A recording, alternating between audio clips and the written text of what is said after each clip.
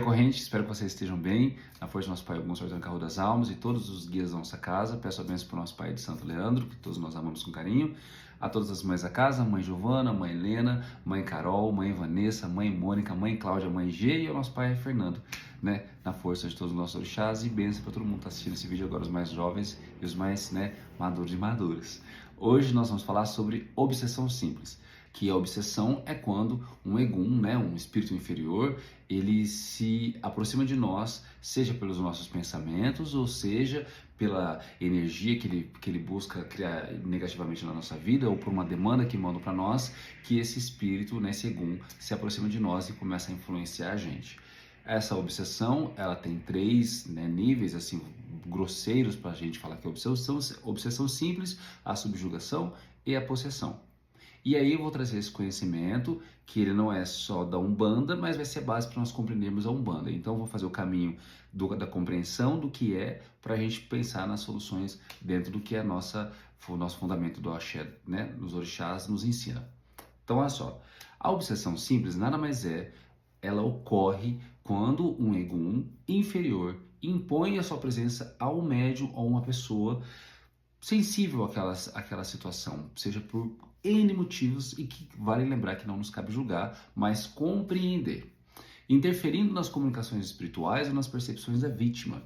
Essa obsessão é persistente, mas o obsidiado, a assistência, a pessoa que está passando por aquele processo de obsessão, reconhece que tem alguma coisa que está errada, que está sendo influenciado. Não é todo mundo que vai fazer assim, nossa, eu estou sentindo uma sensação ruim, estou sendo influenciado por um egum. Mas ele fica assim, nossa, que peso nas costas, ai, que sensação ruim. E essa obsessão, sendo persistente, essa pessoa perceber que há uma coisa errada, identificando que há ação de um espírito negativo, uma energia, uma demanda, essa pessoa começa a distinguir de que pode, se eu não perceber, se eu não sair desse lugar aqui, pode piorar. Essa é a explicação básica do que é obsessão simples. De que forma que acontece a obsessão simples, gente? E a gente entendendo como que acontece a obsessão simples, a gente entende também quais caminhos que podem levar às outras etapas dessa obsessão, e a gente vai lutar para que isso não aconteça. Todos nós somos médiums, independente da religião. No planeta Terra, todos nós nascemos médiums. Médium é um fator biológico, faz parte do nosso espírito, do nosso corpo, porque todos os seres humanos têm dentro do seu crânio, aquilo que a gente estudou no nosso estudo presencial, a glândula pineal, que nós também chamamos de hipófise, que os egípcios antigos falavam que era o olho de Ra, o olho que tudo vê, e que está aqui, como os Hare Krishnas também tem a questão dos seus sentidos, dos budistas e outras religiões ou doutrinas espiritualistas que acreditam nesse terceiro olho, que acreditam nessa sensibilidade mediúnica, e que nas religiões que seguem a Bíblia acreditam nos dons do Espírito Santo, que para nós umbandistas é a mediunidade.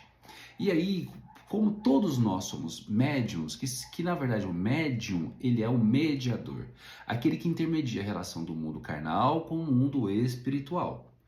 Se todos nós somos médiums, mas uns têm essa mediunidade mais ostensiva, têm mais sensibilidade e vão desenvolver, seja na Umbanda, seja no Espiritismo, seja em todas as religiões que trabalham com o espiritualismo, ou vão prever em orar em língua, ou vão ter o dom de espírito nas religiões que usam a Bíblia como referência de doutrina. E compreendendo isso, a gente entendendo que dentro do nossa caixa craniana, lá dentro do cérebro, existe a glândula pineal, e que na glândula pineal há cristais que captam as frequências extracorpóreas, extrasensoriais, a gente entende que nós somos atravessados por interferências que não são físicas, que são energéticas. E essas energias, elas têm frequências e elevações superiores ou inferiores infinitas, que a gente talvez aqui nunca nem vai saber nessa vida, talvez. E essas energias também são materializadas, se assim pode-se dizer, na presença e ação de espíritos desencarnados, sejam eles eguns ou os nossos guias, tanto da direita quanto da esquerda da Umbanda. E aí, pensando nisso e fazendo toda essa linha cronológica de explicação, por nós todos sermos médiuns, nós sofremos interferências dessas energias, o nosso pensamento, ele é o imã e o satélite. Por que o imã e o satélite? Porque nós atraímos aquilo que está no nosso pensamento. Nós atraímos espíritos de luz através dos nossos pensamentos. Os nossos pensamentos coordenam as nossas ações são os nossos advogados e as nossas ações fazem com que a gente passe a atrair aquilo que está dentro do nosso coração, curado ou não. Ah, mas não existe pessoa 100% curada, mas a gente pode tentar minimamente ser menos pior possível, né? Pessoas melhores no máximo que a gente puder dentro da nossa simplicidade, ignorância e pequenez, para que a gente possa ter mais equilíbrio, né? O nosso ori fique mais, né, equilibrado, porque a gente tem que cultuar o orixá ori, cuidar desse ori, que é esse satélite, né, que emana essas frequências e absorve essas frequências. Ok, pensando nisso, a obsessão acontece quando nós passamos a ter e nutrir pensamentos e ações que não são de acordo com os ensinamentos milenares e eternos de Oxalá. Esse ensinamento, que é imutável, ele precisa ser observado nas nossas ações. Então, nós somos umbandistas, precisamos aproveitar todos os ensinamentos que nós absorvemos dos nossos guias, dos nossos orixás, para colocar em prática isso. Por quê? Porque quando a gente não coloca em prática, a gente se destoa um pouco, o nosso equilíbrio espiritual cai, a nossa vibração cai, na nossa região aqui do ori, do chakra coronário que está nessa região aqui, ele faz o quê? Ele de energia luminosa, violeta, azul claro, dourado, a gente passa para ter o quê? Pequenas ranhuras no nosso chakra, e aí a energia fica da cor marrom, acinzentada, preta, e aí que essa visível para um médium claro e evidente, claro. E aí, ao baixar essa vibração, essa coloração muda. Estou dando uma explicação holística da coisa, tá, gente? E aí, essa vibração baixando, o nosso chakra o coronário, o nosso ori em desequilíbrio, é onde os eguns vão lá e captam esse nosso pensamento desequilibrado e passam a nos influenciar com pensamentos muito sutis. Tô com raiva de alguém. Nossa, mas essa pessoa é chata mesmo, hein, Thiago? Nossa Senhora. Ai, e aí, por uma frequência de absorção de pensamento, ele joga isso nos meus ouvidos, que são captados pelo meu pensamento, e aí eu acho que o pensamento é meu e ele me desequilibra. E por que ele fala aqui, ó, interferindo de maneira persistente? Porque eles já estão desencarnados, então eles não têm o que fazer, não sei fazer o mal, esses que buscam a ausência do bem. Então o que eles fazem? Eles ficam, ó, na nossa cabeça por horas, por dias, por semanas, no sono. E aí até que a gente absorve esse pensamento, a gente começa a sentir e achar que é a gente. E eles começam a influenciar a gente de maneira muito sutil. Por que é sutil? Porque nós que somos umbandistas, eles sabem que nós temos axé, que nós temos proteção, que nós temos guia, que muitos de nós temos o nosso assentamento, a nossa quartinha de Oxalá. Então eles sabem que, opa, esse filho da casa do pai Leandro, ele tem um guia que protege ele ali. Como que eu vou fazer para não ser visto? Às vezes ele fica lá no meu trabalho, mandando a distância. Ele me espera no sono para eu dormir sem fazer ao menos um pedido para meus guias me proteger durante o meu espírito enquanto eu estiver dormindo e me levar para a Aruanda para eu estudar, para eu trabalhar. E ele me pega no sono, me leva para lugares menos felizes, nos planos umbralinos, né? Nos planos astrais inferiores. E aí quando eu acordo cansado, irritado. E quando vai ver, progride esse processo obsessivo. E aí, como ocorre de maneira teórica aqui, ó? O espírito obsessor, o Egum, geralmente por afinidade vibratória, ódio, inveja, fofoca, culpa, ressentimento, desejo de vingança, etc., se liga ao nosso perispírito. Lembra que nós falamos no estudo que, né, o pai Fernando, a mãe Vanessa, a mãe Giovana, falamos no estudo, e a mãe Carol, que nós temos o nosso corpo e nós temos o nosso espírito. Só que o nosso espírito ele é protegido por uma membrana quintessenciada, ou seja, nós temos as 3 dimensões, né? Mas nós temos a quarta. O espírito ele é como o ar, como uma fumaça, ele é quintessenciado, microessências na qual ele não é material. Resumo, né?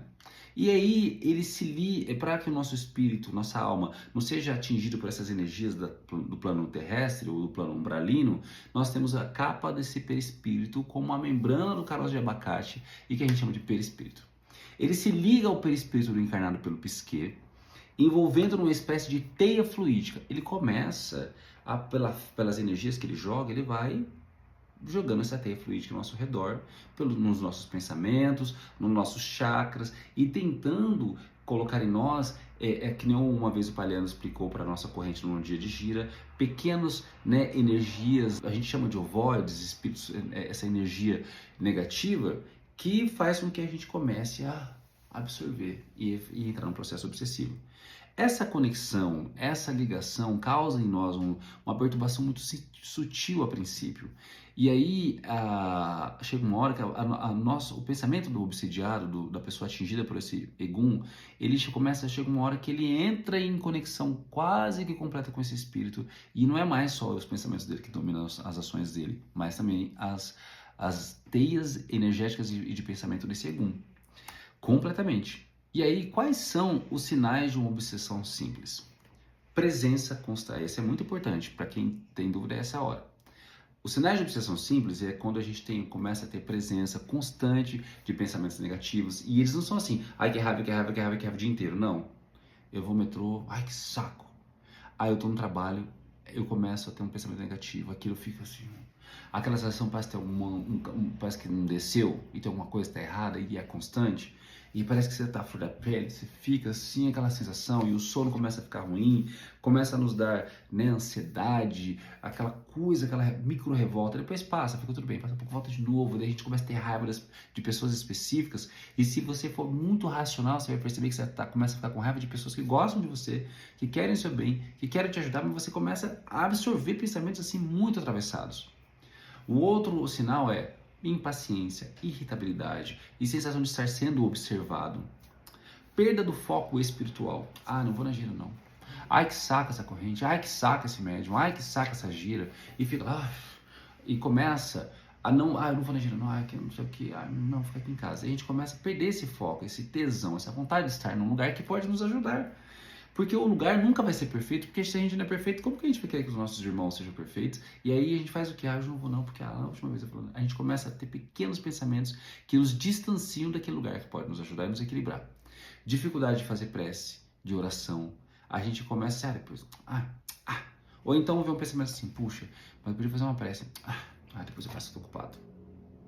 Se a prece não mata, se firmar a vela para o nosso guia não mata, se fazer um padê rapidinho ali não cai o braço, se ali na quitanda da esquina comprar umas 7 frutas diferentes para caboclo, no dia de caboclo, acender uma velinha para caboclo, ou deixar uma cerveja para Ogum, ou deixar uma bebida para Xangô, não mata? Qual que é o problema de fazer uma prece? E de repente, isso que não nos mata, nos fortalece. Vem na nossa cabeça, opa, eu não estou querendo fazer uma coisa que firma meu uri, que ele equilibra meus chakras, que me faz abrir caminho. Por que eu estou fazendo isso? Cuidado, pode ser, às vezes, influenciação espiritual, tudo bem? Como a gente fala sempre, não é tudo que nem tudo é só espírito negativo que está na nossa vida. Mas, entre sim e outro não, uma prece não mata. No caso dos médiuns, um dos sinais também é alteração nas comunicações espirituais, com mensagens mentirosas ou incoerentes. É o que a gente chama de, eu quero falar a palavra certa, mas eu vou falar errado, mas é eque. Mas a gente chama também de mistificação, que é mais fácil. Eque ou mistificação.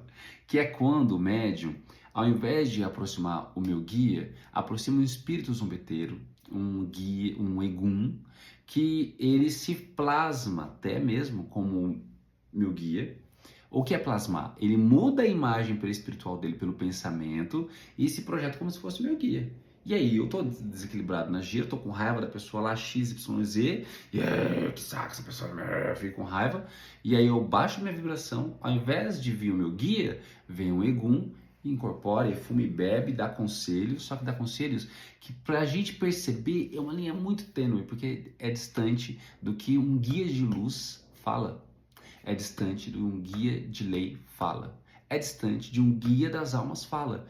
Porque ele vai falar assim, olha, esse problema que você está passando agora, você vai resolver se afastando dessa pessoa. Essa pessoa não serve para você e vai seguir sua vida e acende uma vela na encruzilhada para essa pessoa ter o que merece.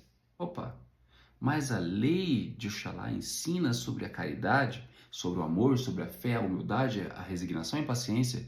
Então eu vou dar o mal com o mal? Opa, mas a entidade da pessoa não faz isso. Que foi? Você vai colher e vai ficar quieto. E no mais, ela vai lá no dirigente da casa, que é o pai Leandro, eu nas mães da casa, os pais da casa, ou para as entidades chefes, no caso, o seu Carro das Almas, ou o pai Antônio. Olha, houve uma comunicação e eu fiquei com uma dúvida. Posso tirar essa dúvida com o senhor? E aí, né, o guia-chefe vai orientar a nossa corrente, orientar você, causando desequilíbrios emocionais, mentais e até físicos. Para sair da obsessão simples, quais são os caminhos? De que forma que a gente pode sair da obsessão? Passo 1. Prece, oração, firmar uma vela para o nosso mentor, nosso guia, para o nosso anjo de guarda, para os nossos pros guias da nossa casa, aquele que a gente tem fé, para o Tranca-Rua das Almas, para Pai Ogum, e pedir para firmar para Yansan, que é a orixá que faz com o vendaval dela, né, que leva os eguns para o lugar que tem que ser. E isso com constância. Por quê? Porque, como dizia minha mãe, deitar como burro, acordar como cavalo, dando coice para dormir. Não, faz uma prece quando for dormir. Olha, meu guia, chefes da casa, guias da nossa corrente, Pai Ogum, Mãe Yansan, ao dormir, cuidem do meu espírito para que eu não seja levado para as zonas umbralinas e assim eu consiga me equilibrar, me firmar e me estabelecer. Então peço, por favor, que me protejam, que me cuidem, em nome de Zama de Oxalá. E eu acorde renovado, com um pensamento edificado e com a certeza de que eu não estou só. Ficou desequilibrado ao longo do dia? Vai no banheiro lá do serviço, lava o rosto, ó, por favor, minha pombogira, meu Exu, meu caboclo, pretos velhos, me ajudem, estou assim, assim, assim. Espera um pouquinho, tenha confiança que passa. 2. Prece. Em casa, firma uma vela, cuida das quartinhas, semanalmente ou quinzenalmente, olha a quartinha, pega a quartinha de Oxalá, lava a cabeça com ela, faz uma lavagem de cabeça com as ervas frias, para que a gente possa acalmar o nosso ori. 3. Reforma íntima. Gente, se a gente não se modifica internamente, de que forma que a gente vai conseguir fazer com que esses eguns não atinjam a gente com energias negativas e ruins? Ou seja, urubu sente cheiro de carniça. Então, se a gente não trata as nossas feridas da nossa alma, seja com uma terapia, seja com amizades boas, seja na nossa corrente trabalhando a caridade, seja com um livro, uma psicografia, um filme legal, uma música positiva, a gente não vai mudar essa vibração, a gente não vai equilibrar os nossos chakras, a gente não vai equilibrar e cultuar o nosso ori. Então, automaticamente, a gente vai ficar desequilibrado e vai permitir que espíritos menos felizes tomem conta da nossa vida.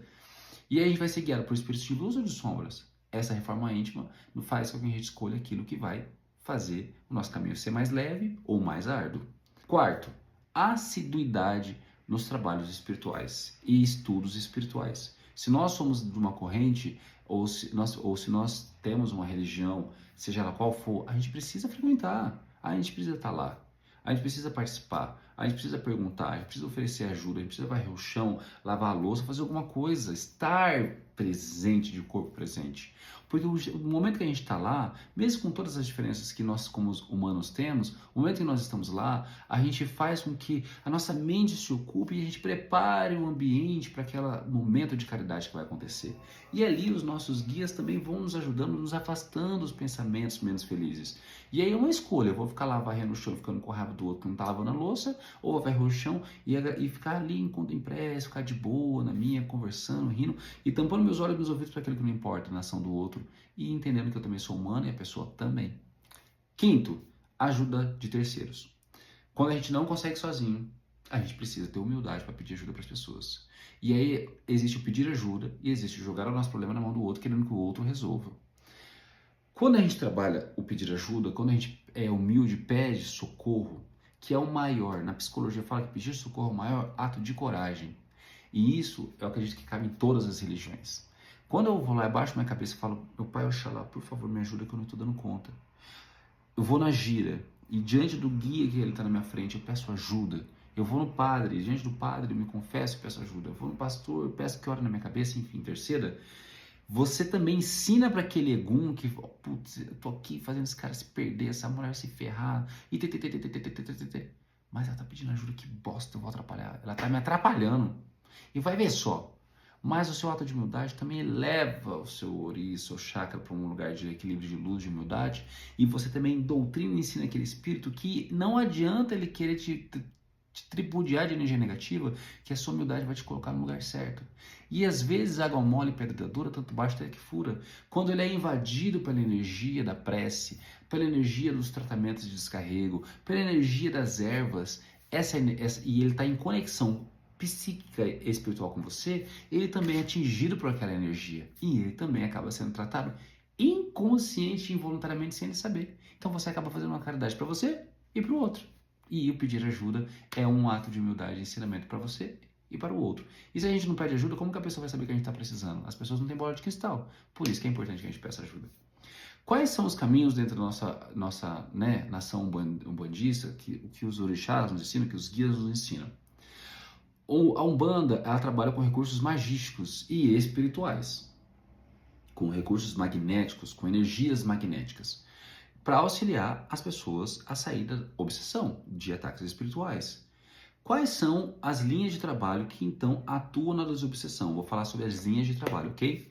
Linha de Ogum atua na quebra de demanda e limpeza de caminhos. Orixá da transformação, orixá da tecnologia, orixá da guerra, né? Do fazer. E a nossa casa é uma casa de Ogum. Então a nossa casa é uma casa de quebra de demandas. Então automaticamente elevar o pensamento para Ogum, ó, é babado. Linha de Oxóssi, orixá da sabedoria, certo?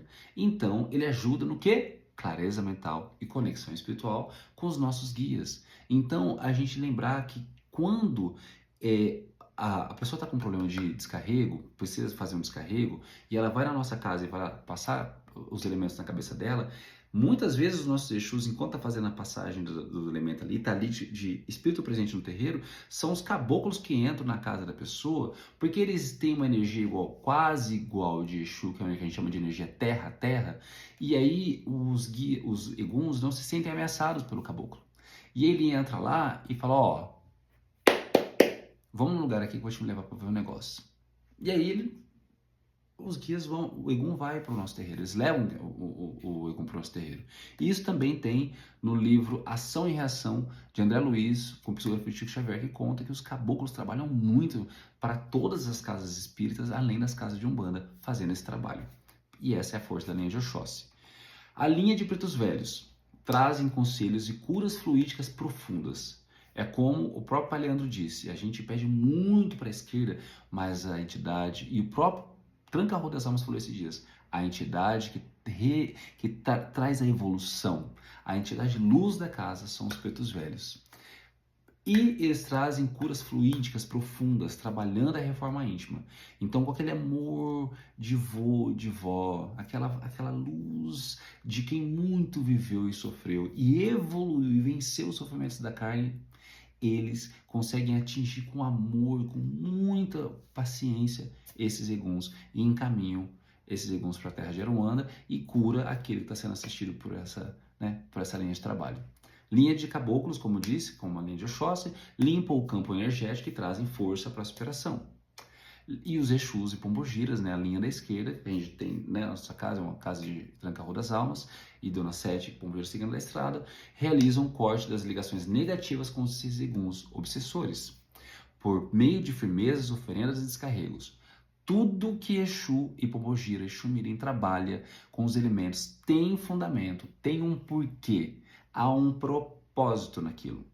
A fumaça do cigarro, ela faz com que materialize-se também a energia que Exu está ali trabalhando e pelo hálito do médium, com a fumaça do cigarro, corta o fluídico. A bebida que a entidade bebe, o álcool, ele é adstringente, vai quebrando as moléculas espirituais energéticas negativas. Quando ele passa os elementos que o Exu pede, ele vai passando pelo corpo, pelo ori do médium e vai conectando-se àquele elemento, às energias negativas e vai fazendo descarrega e limpeza, por isso que despacha. Então, trabalho de Exu tem fundamento. E quais são as práticas que nossa casa, que a Umbanda oferece? Descarrego com os guias espirituais em gira de descarrego ou no dia que a entidade da casa, junto com os dirigentes da casa, o nosso pai Leandro e as mães pequenas da casa, com os pais pequenos decidirem que é melhor. E a gente não se iluda. O seu tranca-rosas sabe o que faz. Então tudo tem um porquê e um tempo de acontecer. Os banhos de descarrego com ervas, como arruda, guiné, alecrim, alfazema, tem muitas ervas. São 3 tipos de ervas. Ervas frias, ervas mornas e ervas quentes. Ervas frias como alecrim, como manjericão, como camomila, o lavar a cabeça, por exemplo, como chama a gente aquele negocinho branquinho para Oxalá? Canjica branca, são elementos frios que podem passar da cabeça aos pés, que trazem tranquilidade, sabedoria, conexão espiritual. Ervas mornas, elas para passarem na cabeça tem que ser com a orientação do guia, e aí a gente tem que observar com muito carinho se pode ou se não pode. E as ervas quentes, como o guiné, como a arruda, como a bagaça da cana, entre outras, que são pescoço para baixo e também sob orientação do guia-chefe do trabalho. Defumação com elementos específicos para limpeza astral. Então, cada erva morna, fria ou quente usada na defumação vai ter esse propósito de limpeza do ambiente da casa ou do terreiro, onde você for defumar. Firmeza para Exu Pombogira ou Exu Mirim, que em casa ou no terreiro, sob orientação também, com velas, com bebida, que a gente, né, o marafo, ou o conhaque, ou o uísque, de preferência do que a entidade pedir ou do que os nossos guias, que a gente sente no coração que eles querem, a orações apropriadas e também no momento específico para a esquerda, ou no que a gente sentir no coração, ou sob orientação do trabalho, que o guia-chefe passar do trabalho, padês de limpeza e de corte. Existem padês que são as oferendas, existe também padês de limpeza e de corte, que a gente, nos fundamentos, a gente vai ter elementos nesse padê que são específicos para fazer essa limpeza e corte, como pimenta do reino, dedo de moça, entre outros elementos mais fortes que são imantadas energias ali para facilitar também esse despacho, esse corte de energia das obsessões dos eguns.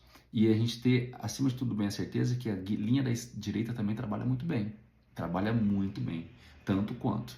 E confiar, acima de tudo, que o primeiro axé que nós podemos fazer é nos curar, é manter uma conduta mais sadia, é manter a fé em Oxalá, em nossos guias e nos nossos orixás, e ter a certeza que nós nunca estamos sozinhos. Não existe mal nenhum mais forte do que Zambi, Oxalá e os guias da nossa corrente da esquerda e da direita. Nós nunca estamos sozinhos.